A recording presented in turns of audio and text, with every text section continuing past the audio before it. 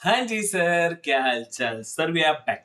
Yes, कल हमने capital budgeting का बेसिक्स जो था बहुत ही अच्छे से डिस्कस किया था, बहुत अच्छे से पढ़ा था कि इस चैप्टर में क्या रहता है, कैसे रहता है, इस चैप्टर का पर्पस क्या है, हम लोग क्या सब इस चैप्टर में पढ़ने वाले हैं। ठीक है सर। बट आज हम लोग इसका कैलकुलेशन वाले पार्ट को जो है स्टार्ट करने वाले हैं, जहां से मेजर आपको एग्जाम में क्वेश्चन आते हैं। सर इसका मतलब वो पार्ट इंपॉर्टेंट नहीं था क्या? नहीं बेटा, अगर वो पार्ट करते नहीं ना तो ये पार्ट समझ में नहीं आएगा कि जिंदगी में कर क्या रहे, कर क्यों रहे हो। बोलते हैं ना मेरा क्या चल रहा है क्या नहीं चल रहा है, कुछ समझ में नहीं आता। इसलिए किसी भी चैप्टर का बेस बहुत ज्यादा इंपॉर्टेंट होता है। मतलब रिवीजन लेक्चर में वो चैप्टर का बेसिक्स एंड सब कुछ समझने में हमको कितना टाइम लगा? 1 घंटा लग गया सर। मतलब सोचो ये कितना इंपॉर्टेंट और कितना बड़ा चैप्टर है। ठीक है सर। तो आज अपन क्या पढ़ने वाले हैं, इसके टेक्निक्स पढ़ने वाले हैं। कल का आपने पढ़ ही लिया रहेगा, नहीं पढ़ा है तो पहले वो देख लीजिए। ठीक है सर। तो सबसे पहले स्टार्ट करते हैं पे बैक पीरियड से। पे बैक पीरियड मतलब क्या? नाम से ही हम समझ रहे हैं पे बैक पीरियड। भाई इतना पीरियड है, कितना पीरियड में मुझे तू वापस करेगा? क्या वापस करेगा? पैसा। मतलब क्या कि फॉर एग्जाम्पल से मैंने किसी प्रोजेक्ट में लगाया 1,000 रुपए। ठीक है। कितने रुपए लगाए? 1,000 रुपए। एंड हर साल मुझे उस प्रोजेक्ट से मिलने वाले हैं 10 रुपए।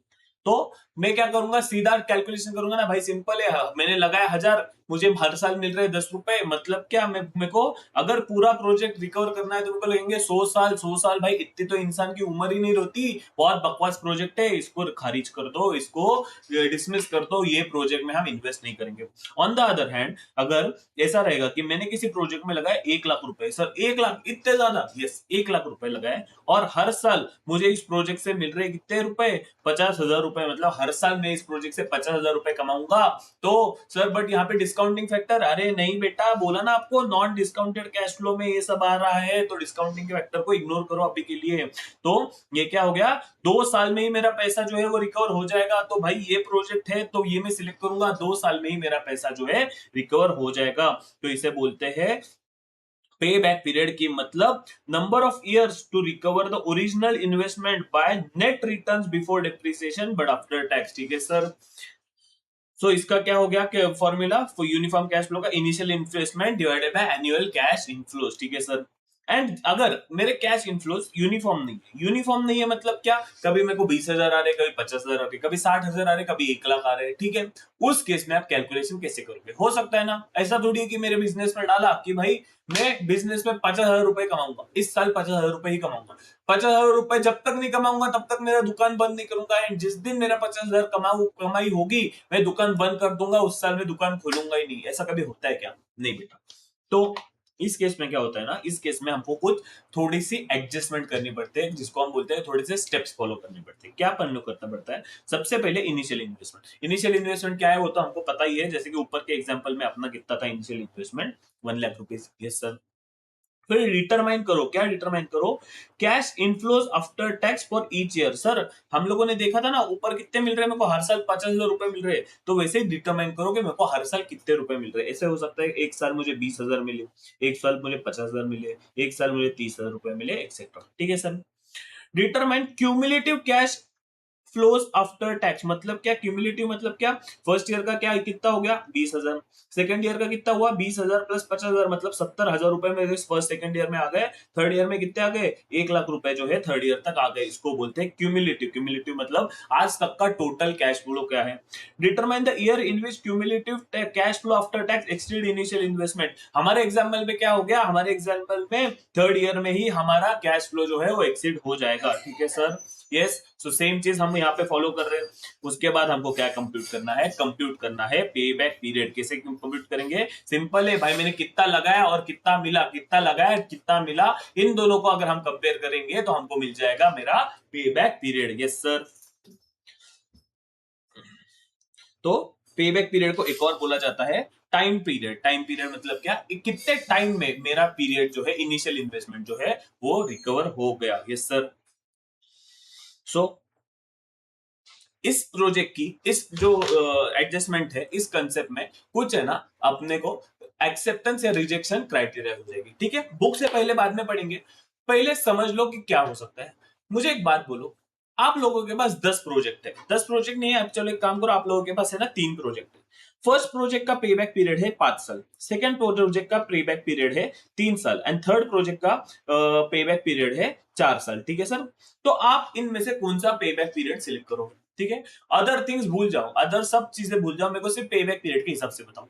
आप बोलोगे भाई 3 साल सबसे अच्छा है ना, कि 3 साल में ही मेरा पैसा रिकवर हो जाएगा, अब आगे प्रॉफिट ही प्रॉफिट, बल्ले बल्ले। यस सर, तो ये है इसका एक्सेप्टेंस क्राइटेरिया, ठीक है सर, कि जितने जल्दी जितने जल्दी एज क्विकली एज पॉसिबल, जितने जल्दी मेरा पे बैक, जो मेरा इनिशियल इन्वेस्टमेंट रिकवर होगा, उतने जल्दी मैं मेरा क्या करूंगा, उतने जल्दी मैं उस प्रोजेक्ट को सिलेक्ट करूंगा, उस क्राइटेरिया पे मैं उस प्रोजेक्ट को सिलेक्ट करूंगा। Clear sir? यस। सो इसका एडवांटेजेस क्या है? इसका एडवांटेज है इजी टू कैलकुलेट। और रिजेक्शन क्राइटेरिया क्या हुआ भाई? ये 5 साल लगा रहा है, इसको रिजेक्ट करूंगा, ठीक है सर। इजी टू कैलकुलेट भाई, बहुत सिंपल है, हम लोगों ने सिर्फ डिवाइड किया, ठीक है। उसके बाद नॉलेज, नॉलेज क्या है? नॉलेज ऑफ पे back period is useful in decision making. Decision making हम लोग उसी के बेसिस पे ले रहे हैं ना, जितने जल्दी मेरा प्रोजेक्ट का इन्वेस्टमेंट रिकवर हो जाएगा। वापस से बोलो, क्या बोला मैंने? जितने जल्दी, जितने पीरियड में, जितने टाइम में मेरा इनिशियल इन्वेस्टमेंट रिकवर हो जाएगा, मैं इसको सिलेक्ट करूंगा। Yes sir. Shorter the period better the project. Yes sir. Protection from loss due to obsolescence, मतलब क्या? इसका मतलब क्या है, एक बार ध्यान से पढ़ो, ठीक है। This method is very suitable to such industries where machineries, mechanical and technical changes and routine practices and hence shorter payback period are avoidable. मतलब क्या? सर पढ़ने से कुछ नहीं समझा, आप हमको एग्जाम्पल के साथ समझाओ, जैसे आप हमेशा समझाते हो, ठीक है। मोबाइल फोन की टेक्नोलॉजी पकड़ते हैं और एक पकड़ते हैं हमारी कैलकुलेटर की इंडस्ट्री, ठीक है। एक है मेरे मोबाइल फोन की इंडस्ट्री, एक है मेरे कैलकुलेटर की इंडस्ट्री। मुझे एक बात बोलो, कौन सी इंडस्ट्री में मुझे आज तक सबसे ज्यादा चेंजेस देखने को मिले? ठीक है, मोबाइल फोन में भाई हर 6 महीने, हर महीने, हर साल कुछ ना कुछ तो चेंजेस आते ही रहते हैं। Software update, camera update, fold phone, triple fold, double fold, flip phone, उसके बाद जो भी टाइप का फोन आता रहेगा, 200 megapixel, 100 megapixel, reverse charging, wireless charging, ठीक है। सब कुछ जो है हर साल, हर महीने चेंज होता है, ठीक है सर। बट क्या ये कैलकुलेटर चेंज हुआ है? नहीं। जब से मैंने अपनी सीए की जर्नी स्टार्ट की थी ना, मैं यही कैलकुलेटर यूज कर रहा हूं। अब मेरे को पढ़ाते हुए भी इतना टाइम हो गया, मैं यही कैलकुलेटर यूज कर रहा हूं, सेम मॉडल ही यूज कर रहा हूं, मैं मॉडल भी चेंज नहीं करता। पता है इसका मतलब क्या हुआ? इस केस में ये ऑब्सोलेंस वाला क्लॉज अप्लाई नहीं है, बट यहाँ पे ऑब्सोलेंस वाला क्लॉज अप्लाई है, क्योंकि यहाँ पे मेजर चेंजेस होते रहते हैं। क्लियर है sir? And easy availability of information, ठीक है सर, इजीली कंप्यूट होता है, easy availability of information. So disadvantage, sir ये एडवांटेज डिसएडवांटेज याद रखने के नहीं, ये हमको किस में हेल्प करता है? ये हमको हेल्प करता है इस टॉपिक को बहुत अच्छे से समझने में। Yes sir. डिसएडवांटेज क्या है?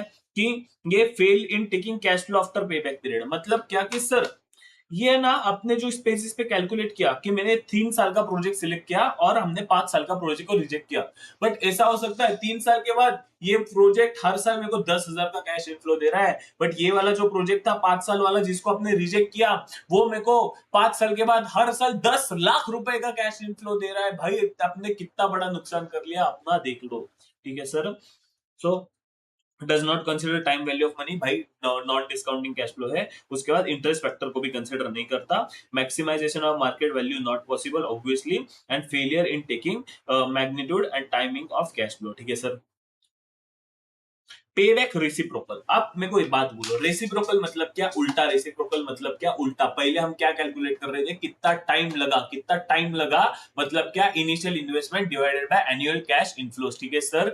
बट यहाँ पे क्या हो जाएगा? रेसिप्रोकल मतलब उल्टा करना है हमको। क्या उल्टा करेंगे? Annual cash inflows divided by initial investment. Sir ऐसा क्यों करेंगे? आइए मैं आपको बताता हूँ। ऐसा करते हैं क्योंकि पे back period method does not indicate any cut period for the purpose of investment decision. ठीक है sir. The reciprocal of payback period is close approximation of the internal rate of return. Sir internal rate of return क्या है? आएगा आगे, आप भी बताता हूँ। इंटरनल रेट ऑफ रिटर्न मतलब क्या है? ऐसा रेट जहां पे आपके cash inflows is equal to cash outflows. ठीक है सर। कैसे होता है बताऊंगा, टेंशन मत लो। और वैसे भी रिवीजन लेक्चर है, आपको पता ही रहेगा। Present value of cash inflow is equal to present value of cash outflow, time value of money के रिवीजन लेक्चर में भी मैंने आपको बताया था। ठीक है सर।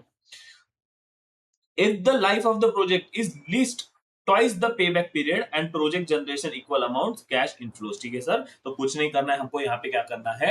एनुअल कैश इनफ्लोज मतलब क्या? कैश इनफ्लोज को डिवाइड करना है इनिशियल इन्वेस्टमेंट से। एंड यहाँ पे अपना बेसिक रूल क्या था? बेसिक हमको पे बैक पीरियड एक बार आपको समझ गया तो एनुअल कैश इनफ्लोज समझने में कोई दिक्कत नहीं आएगी। एक बार ये प्रोसीजर को आप ध्यान से देख लो, आपका रिविजन हो जाएगा। ठीक है सर। एक 10 सेकंड का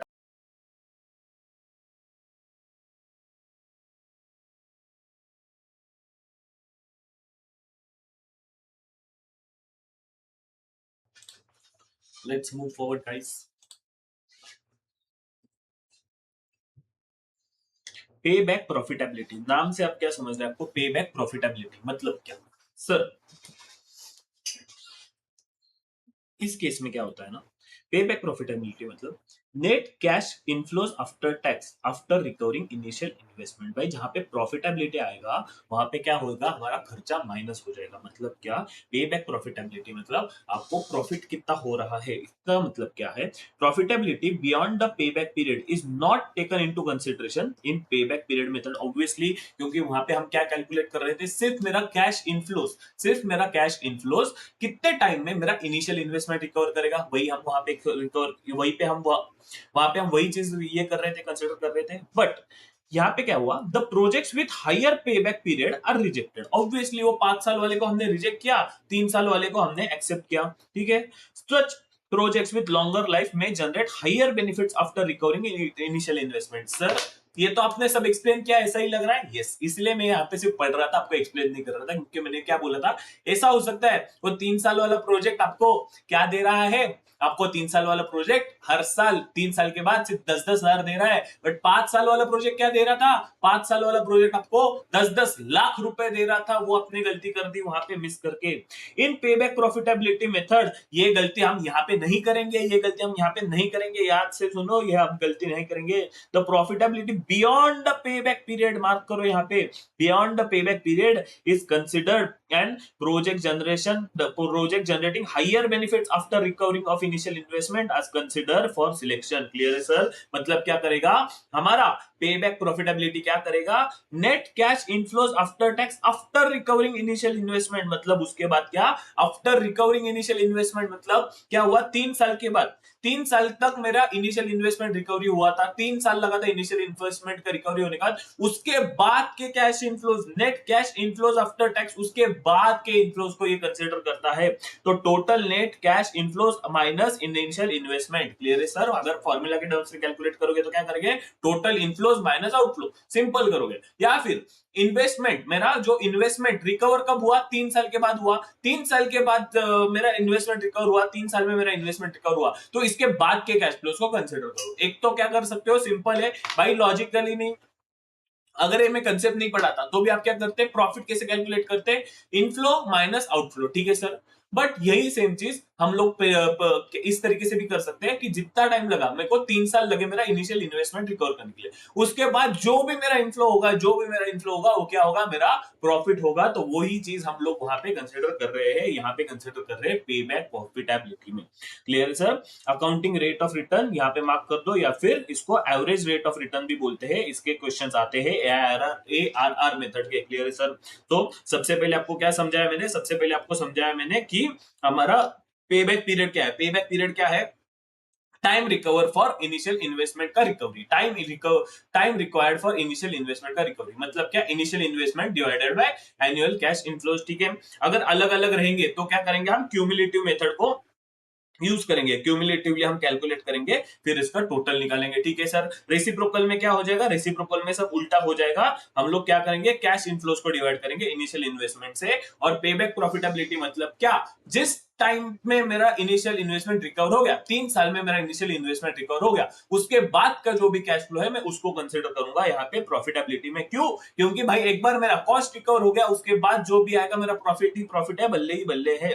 ठीक है सर? हम लोग पढ़ने वाले हैं average rate of return. Average rate of return मतलब क्या, this is a technique use for accounting information. अरे नाम ही है उसका एवरेज या फिर अकाउंटिंग, तो ये क्या करेगा, अकाउंटिंग इंफॉर्मेशन को यूज करेगा, release by the financial statement, obviously financial statement measuring the profitability of initial investment. Clear है सर? एक काम करो, इसके फॉर्मूला पे आ जाओ, आपको ऑटोमेटिकली सब समझेगा। मतलब क्या है, average net income, average net income आपकी क्या है, हमको वो चाहिए डिवाइडेड बाय ओरिजिनल इन्वेस्टमेंट, या फिर average net income divide by average investment, आपको मिल जाएगा accounting rate of return. Clear है सर? मेरा net income divided by original investment करोगे तो आपको अकाउंटिंग रेट ऑफ रिटर्न जो है मिल जाएगा। रेट ऑफ रिटर्न मतलब क्या, कि भाई मैंने क्या किया, मैंने कमाया प्रॉफिट 100 रुपए का, कितने पे कमाया, मेरी इन्वेस्टमेंट है 1000 रुपए की, तो 100 रुपए मैंने कमाया 1000 रुपए पे, तो ये क्या हुआ, मेरा रिटर्न हुआ 100 रुपए का, रिटर्न हुआ 1000 रुपए पे। ऐसे ही हम इसको कैलकुलेट करते हैं। ठीक है सर?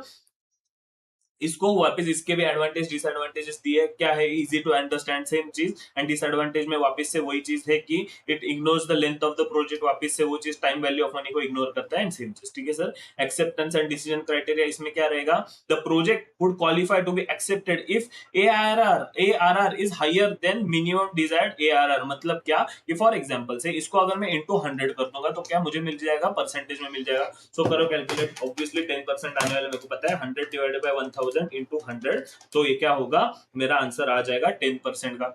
Yes sir. अब क्या है, मेरा रिक्वायर्ड रेट ऑफ रिटर्न था 9%, मुझे मिल रहा है 10%, तो क्या मैं एक्सेप्ट करूंगा? भाई करूंगा ना, क्योंकि मेरा रिक्वायरमेंट से मुझे ज्यादा रिटर्न मिल रहा है, मुझे मेरे रिक्वायरमेंट से ज्यादा मिल रहा है, तो मैं एक्सेप्ट करूंगा। ऑन द अदर हैंड मेरा रिक्वायरमेंट था 19%, भाई पागल है क्या, 19% कहाँ है और 10% कहाँ है, बिल्कुल ये मैं गलती मत करना बेटा। ठीक है। सो ये थे एक्चुअल में कुछ मेथड्स, बट यहाँ पे एक प्रॉब्लम क्या था, यहाँ पे एक प्रॉब्लम था कि ये कोई भी method time value of money के कंसेप्ट को कंसिडर करता ही नहीं है। क्या नहीं करता है ये method time value of money को कंसिडर करता ही नहीं है, जो पूरे फाइनेंशियल मैनेजमेंट का बेस है। ठीक है सर। सो कैलकुलेशन के लिए ये सब ठीक है, बट रियल लाइफ में ये मेथड यूज नहीं होती है। क्यों? क्योंकि भाई बहुत सारे फैक्टर्स जो है, जो इन्फ्लेशन हुआ, परचेसिंग पावर पैरिटी हुआ, जो सेम चीज हमने टाइम वैल्यू ऑफ मनी में पढ़ी थी, वो सेम चीज यहाँ पे इग्नोर होता है। इसीलिए यहाँ पे मेथड नंबर 2 आया। मेथड नंबर 2 मतलब दूसरी मेथड नहीं, यहाँ पे सेकंड टाइप ऑफ टेक्निक आया, जो हुआ है डिस्काउंटेड टेक्निक। डिस्काउंटेड टेक्निक में क्या होता है, हम टाइम वैल्यू ऑफ मनी को कंसिडर करते हैं, टाइम वैल्यू ऑफ मनी को कंसिडर करते हैं। मतलब क्या, इन शॉर्ट सेम वो लॉजिक कि आज के 500 रुपए और एक साल के बाद के 500 रुपए दोनों इक्वल नहीं है, ये इस मेथड में कंसिडर करके हम आगे की कैलकुलेशन करेंगे। उसमें सबसे पहली मेथड आती है नेट प्रेजेंट वैल्यू मेथड। क्या मेथड आती है? Net present value method. Net present value method मतलब क्या, एनपीवी। हमें देखना है कि हमारा जो कैश आउटफ्लो था डे वन का, मेरा जो डे वन का कैश आउटफ्लो था, और मेरा फ्यूचर में जो कैश इनफ्लो है, उसको मैं जब प्रेजेंट वैल्यू पे लेके आएगा using time value of money concept. याद करो हमने क्या पढ़ा था, हमने पढ़ा था हमारा present value technique. Present value में क्या कर रहा था, फ्यूचर के सारे कैश फ्लोज को मैं प्रेजेंट पे लेके आ रहा था। ठीक है। फिर हमको दिख रहा था कि मेरा आज के इन्वेस्टमेंट कितना था, 100 रुपए, और आज का मेरा कैश इनफ्लो कितना है, मेरा कैश इनफ्लो है 500 रुपए। सो इसी को माइनस करो ना 500 में से, 500 मिलने वाले है, 100 मेरा खर्चा है, तो नेट फायदा क्या हुआ, 400 का नेट फायदा हुआ। यही सेम चीज बताता है net present value method. So net present value method में हम क्या करते हैं, सारे के सारे कैश फ्लोज को, हम लोग क्या करते हैं, डिस्काउंट करते हैं, एंड हमारे इनिशियल इन्वेस्टमेंट से माइनस करते हैं। ये फॉर्मूला आपको पता रहेगा। यहाँ पे एक चीज हमको याद रखनी है, डिस्काउंटिंग फैक्टर कौन सा रखना है। अगर रेट ऑफ इंटरेस्ट रहेगा, अगर हमारा क्या रहेगा, रेट ऑफ इंटरेस्ट रहेगा, इंटरेस्ट रहेगा, तो इंटरेस्ट के केस में हमको लेना है टैक्स शील्ड। आपको टैक्स में पढ़ाया रहेगा, विजय सर ने आपको टैक्स में पढ़ाया है कि इंटरेस्ट पे हमको टैक्स बेनिफिट मिलता है, वहां पे हम टैक्स शील्ड लेंगे। और बाकी केसेस में हम weighted average cost of capital लेते हैं। अगर टोटल कैपिटल रहेगा तो इक्विटी केस में हम केई लेते हैं। क्लियर है सर? ठीक है। तो आपको डिस्काउंटिंग फैक्टर क्वेश्चन में दिया ही रहेगा, जिसको बोलते हैं के, कॉस्ट ऑफ कैपिटल, वो आपको कैलकुलेट करके दिया ही रहेगा। सो आपको ये टेंशन लेने की बात है नहीं। ठीक है सर। सो फटाफट से इस फॉर्मूला को आप एक बार भी रिकॉल कर लो, आप लोग आगे का पढ़ लेंगे। एक 10 सेकेंड्स का टाइम ले लो और क्विकली इसको रिकॉल करो, क्योंकि यहां से क्वेश्चंस आपको एग्जाम में देखने को मिलते ही मिलते हैं। Yes sir.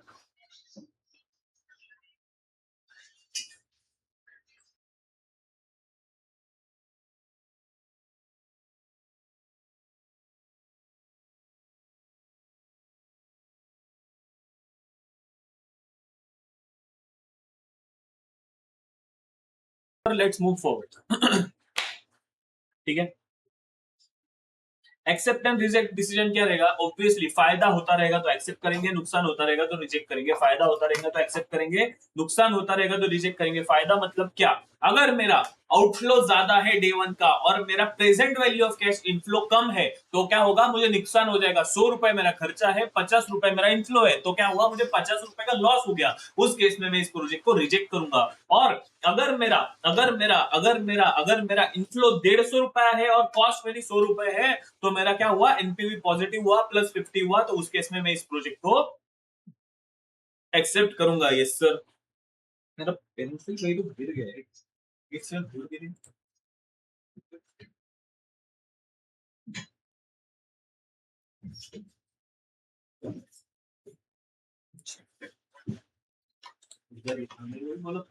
ठीक है, तो इस केस में एक और चीज यहाँ पे होता है कि एनपीवी पॉजिटिव है या नेगेटिव है कि इसको वन से डिनोट करते हैं। मतलब क्या कि अगर अगर मेरा क्या हुआ, मेरा कॉस्ट है 100 रुपए और मेरा इनफ्लो भी है 100 रुपए, मतलब क्या, ये हुआ मेरा आउटफ्लो और ये हुआ मेरा इनफ्लो। ठीक है, ये तो 100 डिवाइड बाय 100 करोगे तो आंसर क्या आ जाएगा, 1 आ जाएगा। ठीक है, इसका मतलब क्या, इस केस में मुझे क्या हुआ, प्रॉफिट नहीं हुआ, लॉस नहीं हुआ, 1 के केस। अगर मुझे एक बात बोलो, मेरा मेरा क्या हुआ, इनफ्लो जो है, इनफ्लो जो है वो है 10 रुपया और मेरा कॉस्ट क्या है, मेरा कॉस्ट क्या है 5 रुपए। ठीक है, सो 5 1 जा 5, 5 2 जा 10। तो इसका मतलब क्या हुआ, मेरा एनपीवी क्या हुआ, 2 रुपया। मतलब क्या, मेरा इनफ्लो ज्यादा है, आउटफ्लो कम है। क्लियर है सर? हम्म? इसका मतलब ये बताता है कि आप सिंपल याद रखो, जब मेरा कॉस्ट और जब मेरा इनफ्लो, जब मेरा इनफ्लो सेम था, तब मेरा एनपीवी आया 1। जब मेरा इनफ्लो इनफ्लो ज्यादा था, आउटफ्लो कम था, तब मेरा एनपीवी आया ग्रेटर देन 1, तब मेरा एनपीवी आया 2। तो ग्रेटर देन 1 आया, मतलब क्या हुआ कि भाई, अगर मेरा एनपीवी अगर बड़ा है, अगर मेरा एनपीवी ज्यादा है तो हम एक्सेप्ट करेंगे, अगर कम है तो रिजेक्ट करेंगे, और सेम है तो मेन एक्सेप्ट और मेन रिजेक्ट कर सकते हैं। क्लियर है सर? इसका एडवांटेजेस क्या है? इसका एडवांटेज है कि टोटल कैश इनफ्लो को कंसीडर करता है, सिर्फ अपना पेबैक पीरियड तक नहीं, total life of the project का एंटायर लाइफ के लिए ये कंसीडर करता है। Recognize time value of money, क्यों? क्योंकि हम यहाँ पे डिस्काउंटिंग फैक्टर यूज करते हैं, डिस्काउंटिंग फैक्टर यूज करते हैं। क्लियर है सर? चेंजिंग डिस्काउंटिंग रेट, अगर चेंजिंग डिस्काउंटिंग रेट में चेंज हुआ तो अपना एनपीवी भी चेंज हो जाएगा। ऑब्वियस एक बात बताओ, अगर मेरा रेट बढ़ेगा तो प्रेजेंट वैल्यू कम होगा, और मेरा रेट कम होगा तो प्रेजेंट वैल्यू बढ़ेगा। ये मैंने आपको ऑलरेडी सिखाया हुआ है।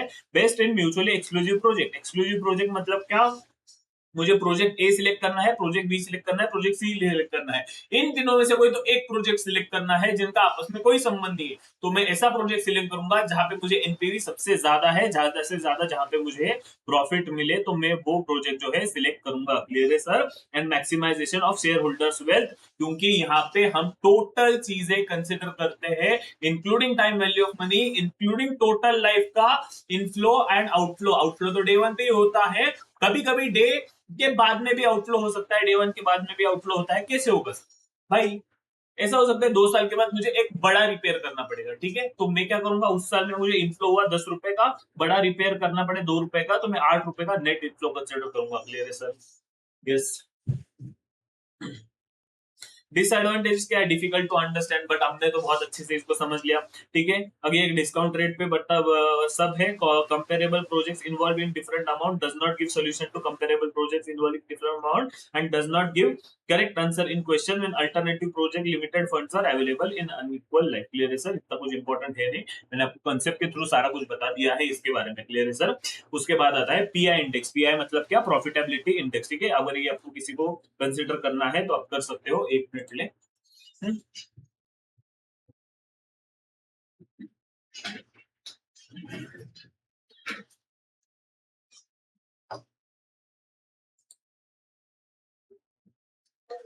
Yes sir. पीआई इंडेक्स मतलब प्रॉफिटेबिलिटी इंडेक्स। मतलब क्या, इन शॉर्ट प्रॉफिटेबिलिटी क्या देखेंगे कि मुझे एक बात बताओ, प्रॉफिट मतलब क्या कि मुझे 100 रुपए आए, हम्म, मुझे 100 रुपए आए और मेरे 10 रुपए गए, या फिर मुझे 10 रुपए आए और 100 रुपए गए, कौन सा चीज आपको ज्यादा अच्छी लग रही है? ऑब्वियसली ये मेरा इनफ्लो हुआ, ये मेरा हुआ आउटफ्लो हुआ। ठीक है, जब मेरा आउटफ्लो ज्यादा रहेगा, इनफ्लो कम रहेगा। जब मेरा इनफ्लो ज्यादा या जब मेरा इनफ्लो ज्यादा रहेगा, आउटफ्लो कम रहेगा। ठीक है सर? ये जब मेरा इनफ्लो ज्यादा रहेगा, आउटफ्लो कम रहेगा, ये आपको अच्छी बात लग रही है, या फिर जब मेरा इनफ्लो कम रहेगा, आउटफ्लो ज्यादा रहेगा, ये बात अच्छी है? ठीक है, ऑब्वियसली सर मेरा इनफ्लो ज्यादा होना चाहिए, आउटफ्लो कम होना चाहिए, ये वाली बात हमको बिल्कुल पसंद नहीं है, तू भंगार बात है ये। तो उस केस में प्रॉफिटेबिलिटी इंडेक्स यही बताता है। प्रॉफिटेबिलिटी इंडेक्स क्या आया, 10। तो present value of expected cash inflow divide by present value of cash outflow, या फिर इनिशियल इन्वेस्टमेंट। क्लियर है sir? Same acceptance and reject का फॉर्मूला वही जो वन वाला जो मैंने आपको बताया था, एक्सेप्ट रिजेक्ट, मैं एक्सेप्ट और रिजेक्ट, ठीक है। डिसएडवांटेजेस एंड एडवांटेजेस भी सेम वही है। अगर आपको किसी को पढ़ना है तो आप पढ़ सकते हैं पॉज करके। सबसे इंपॉर्टेंट यहाँ पे आता है internal rate of return, IRR। Internal rate of return क्या है, मैंने आपको ऑलरेडी एक्सप्लेन किया है, एक और बार अच्छे से बता दो, ठीक है। मुझे एक बात बताओ कि ऐसा कोई तो कैश फ्लो है जहां पे क्या हो रहा है, मुझे आज के डे वन पे 100 रुपए जो है वो इन्वेस्ट करनी है। मेरा डे वन का आउटफ्लो है, मतलब इन्वेस्टमेंट, ठीक है। मुझे 1 साल के बाद 1 रुपया मिला, 2 रुपया मिला, 4 रुपए मिला, 50 रुपए मिला, 60 रुपए मिला, 70 रुपए मिला, ठीक है। अगर मुझे देखना है कि ये सबकी प्रेजेंट वैल्यू मुझे 100 रुपए चाहिए, तो क्या करना पड़ेगा सर, अब सही है ना, इसको किसी रेट से डिस्काउंट करो, उसकी प्रेजेंट वैल्यू निकालो, ऐसे रेट से डिस्काउंट करो जिसके उसकी प्रेजेंट वैल्यू क्या आ जाए, 100 रुपए आ जाए। तो इसी को नाम दिया है IRR, internal rate of return. मतलब क्या, rate at which the net present value of a project become zero, या फिर IRR is the rate when present value of expected future cash flow is equal to initial investment. मतलब क्या बोला, मेरे को एक ऐसा चीज करो कि जिससे इसका प्रेजेंट वैल्यू क्या आ जाए, इसका प्रेजेंट वैल्यू 100 आ जाए। क्लियर है सर? तो present value of cash inflow is equal to present value of cash outflow, या फिर जिसका एनपीवी 0 है एंड प्रॉफिटेबिलिटी 1 है। प्रॉफिटेबिलिटी इंडेक्स 1 है, मतलब 100 divided by 100 is equal to 1। Clear है सर?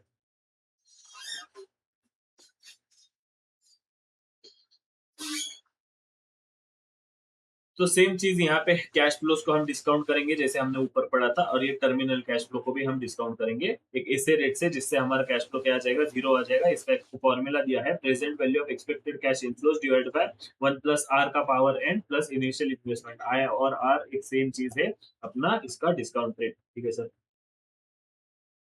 कंप्यूटेशन ऑफ आईआरआर कैसे कंप्यूट करते हैं, वो सब सेम चीज यहाँ पे बोली है। एक्चुअली ये फॉर्मूला के बदले हम लोग कंप्यूटेशन में क्या करते हैं, ट्रायल एंड एरर करते हैं। सर ट्रायल एंड एरर मतलब क्या, आपने यहाँ पे क्या बोला सर, कोई तो एक ऐसा रेट सिलेक्ट करो जिससे इसकी वैल्यू 100 आ जाए। तो अब भाई अगर मैंने फॉर एग्जांपल से पहला रेट सिलेक्ट किया 10%, उससे वैल्यू नहीं आएगी। आप क्या बोलोगे, अगर वैल्यू इससे ज्यादा आ रही है तो रेट बढ़ाओ, रेट जैसे बढ़ाओगे तो वैल्यू कम आ जाओगी। तो मैंने क्या किया, 15% रेट पकड़ा, 15% रेट पकड़ा, फिर भी वैल्यू नहीं है, फिर 20% रेट पकड़ा। तो ये क्या किया मैंने, ट्राई करते रहा हर एक स्टेज में। तो मुझे जब मैं ट्रायल एंड एरर करते बैठा तो मुझे समझा कि भाई मुझे 25% पे जो है इसका वैल्यू 100 आ रहा है। तो 25% क्या हुआ, 25% हुआ इसका डिस्काउंटिंग रेट, इसका इंटरनल रेट ऑफ रिटर्न। ठीक है सर, बट सर ऐसा तो कब तक करते बैठोगे, ऐसा हो सकता है ना कि मैंने 25 पे किया तो वैल्यू ज्यादा आ गई, और जब मैंने 30 पे किया तो वैल्यू कम आ गई। तो इसके बीच में कितने बार खेलते बैठेंगे, इस केस में हम यूज करते हैं इंटरपोलेशन। इंटरपोलेशन मतलब क्या, कि सिंपल है, 35 पे वैल्यू आ रही है 90, 25 पे वैल्यू आ रही है 110। तो मुझे एक बात बताओ, यहाँ का डिफरेंस कितना है, 10 के डिफरेंस से वैल्यू 20 रुपए से चेंज हो रही है। मुझे चाहिए कितने का डिफरेंस, मुझे चाहिए 10 रुपए का डिफरेंस। तो क्रॉस मल्टीप्लाई, 10 को 20 तो 10 को कितना, सिंपल स्कूल मैथ्स। सिर्फ नाम बड़े बड़े दिए हैं, दर्शन छोटे छोटे हैं, छोटे छोटे नहीं है, इंपॉर्टेंट है बट स्टिल, ठीक है। सो वही, lower rate plus value at lower rate minus required value divided by value at lower rate, और ये सब into minus value at higher rate into difference of rate. ये सेम चीज जो मैंने आपको अभी बताई, ये यही किया, ये क्या किया हमने, इधर इन दोनों का डिफरेंस लिया, इन दोनों का डिफरेंस लिया, इन दोनों का डिफरेंस लिया, और रिक्वायर्ड वैल्यू के हिसाब से उसको कैलकुलेट किया। वही चीज यहाँ पे हमको बताई गई है, ठीक है सर। वैल्यू एक्सेप्ट और रिजेक्ट का प्रोजेक्ट क्या रहेगा, मेरा इंटरनल रेट ऑफ रिटर्न मतलब क्या, इंटरनल रेट ऑफ रिटर्न मतलब एक ऐसा rate, internal rate of return मतलब मेरा ऐसा रेट जहां पे मेरा present value of cash outflow मतलब मेरा खर्चा, और मेरा इनफ्लो मतलब क्या, मेरा फायदा, खर्चा और फायदा सेम हो रहा है। तो मुझे एक बात बोलो, अगर मुझे एक ऐसा रेट, अगर मैं बोलूं कि ये रेट है मेरा 10%, 10% से मेरा खर्चा और फायदा मैच हो रहा है, अगर मैं आपको प्रपोजल दूं कि मैं आपको 20% कमा के दूंगा, तो आप क्या इसमें इन्वेस्ट करोगे, क्या करोगे ना, ये भाई मेरा अगर 20% पे मुझे अगर नो प्रॉफिट नो लॉस हो रहा है, तो 10% है ना, नो प्रॉफिट नो लॉस हो रहा है, तो 20% पे तो मुझे फायदा हो जाएगा, और 10% का तो मैं एक्सेप्ट करूंगा, और उससे कम मिला तो मैं रिजेक्ट करूंगा। यही है यहाँ पे, if internal rate of return exceeds the required rate of return, अगर मेरी रिक्वायरमेंट 10 रुपए की है बट मेरा इंटरनल रेट ऑफ रिटर्न ही 15 रुपए है, तो क्या करूंगा मैं, तो मैं क्या करूंगा, मेरी रिक्वायरमेंट कम है और मेरा खर्चा ज्यादा, मतलब इंटरनल रेट ऑफ रिटर्न ज्यादा है, और यहाँ पे क्या दिया है, इज लेस, मतलब लेस रहेगा तो रिजेक्ट करूंगा, एंड इक्वल टू रहेगा तो मैं एक्सेप्ट और मैं रिजेक्ट हम करेंगे। एडवांटेजेस वापस same, it's consider time value of money. ये एक पता है क्या, डिस्काउंटेड कैश फ्लो और नॉन डिस्काउंटेड कैश फ्लो के मेजर एडवांटेजेस और डिसएडवांटेज सेम है, ठीक है। एग्जाम में इसमें इतना क्वेश्चन नहीं आने वाला है, इसलिए मैं रिवीजन लेक्चर में अननेसेसरी चीजें नहीं खींचूंगा, इसलिए आप एक सिंपल काम कर सकते हो, इसके डायरेक्टली क्वेश्चन सॉल्विंग पे आ सकते हो, आपके हर एक क्वेश्चन जो है वो सॉल्व हो जाएंगे, ठीक है सर।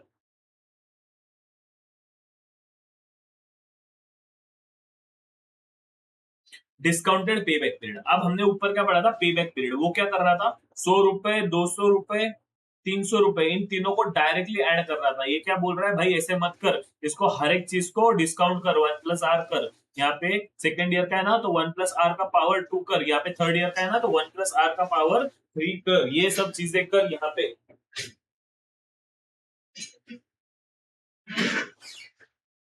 सो वही है, कुछ नहीं अलग से पढ़ना है, अननेसेसरी टाइम वेस्ट मत करो, जो स्टार्टिंग में समझाया था वही चीज करो, और माइनस क्या करोगे आप यहाँ से, इनिशियल इन्वेस्टमेंट, सेम स्टेप से, किसी को देखना रहेगा तो देख सकते हैं।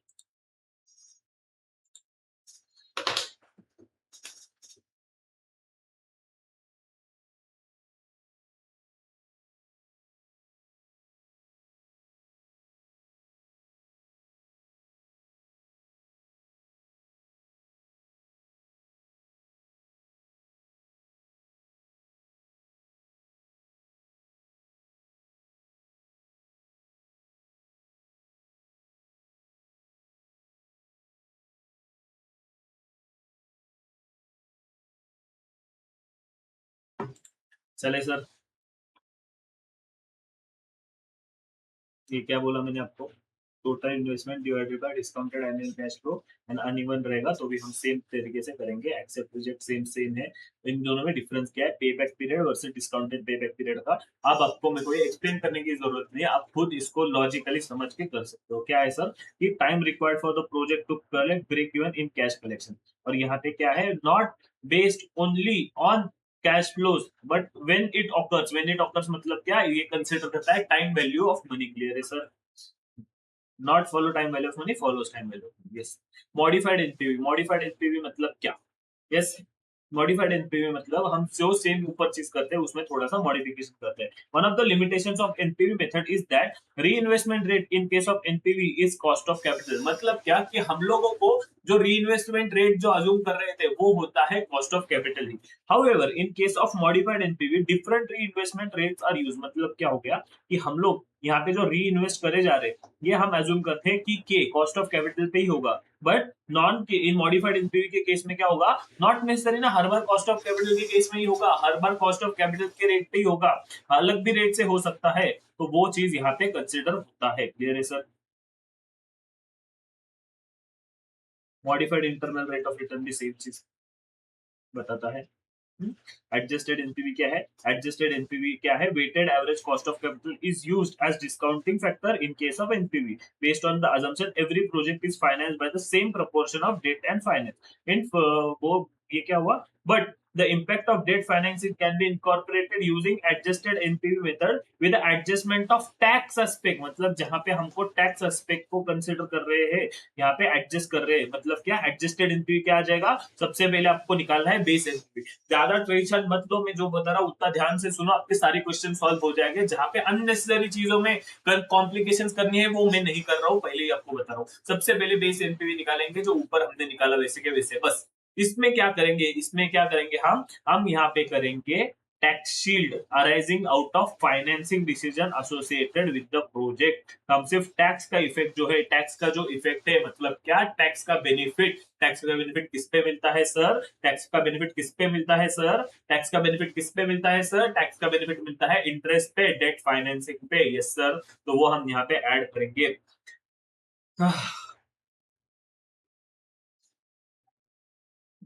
ये हर्डल रेस में थोड़ा थ्योरी आता है, उसका ऐसा कुछ इंपॉर्टेंट है नहीं।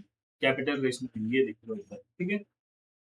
सो there are two possible situation of capital raising, मतलब क्या, there may be a situation where firm has number of independent projects, मतलब क्या firm के पास number of independent projects है that yields a positive NPV or have IRR more than cut off rate, मतलब क्या ये सारे के सारे projects acceptable है, सारे के सारे projects अच्छे हैं, ठीक है। however the most important resource in investment decision that is fund, मतलब क्या कि बट जो पैसा है, पैसा क्या है, पैसा जो हमको कंपनी में मिला है, एक तो हमने शेयर कैपिटल से रेस किया रहेगा, बॉन्ड से रेस किया रहेगा, डिबेंचर से रेस किया रहेगा, बैंक से लोन लिया रहेगा, ठीक है। That are not sufficient enough to undertake all the project, भाई माना कि तारे सारे प्रोजेक्ट्स क्या है, तेरे सारे प्रोजेक्ट्स प्रॉफिटेबल है, बट भाई हमारे पास इतना पैसा ही नहीं है कि हम क्या करें, सारे के सारे प्रोजेक्ट्स को फाइनेंस कर पाए। इसीलिए हमको क्या करना पड़ेगा, in such case the projects are selected in such a way so that NPV becomes maximum, मतलब क्या हमको क्या करना है भाई, तेरे पास 10 प्रोजेक्ट है, उसमें से 5 प्रोजेक्ट प्रॉफिटेबल है, बट अपना बजट सिर्फ 3 प्रोजेक्ट्स का है, मतलब क्या, खुद का लॉजिक लगा भाई, 3 सबसे फायदे वाली चीज हम यहाँ पे सिलेक्ट करेंगे, यस सर। इस इन्वेस्टमेंट प्लानिंग को बोलते हैं कैपिटल, क्लियर है? इसका और आपको घर पे रेशन मिलने वाला का कोई संबंध नहीं, ठीक है।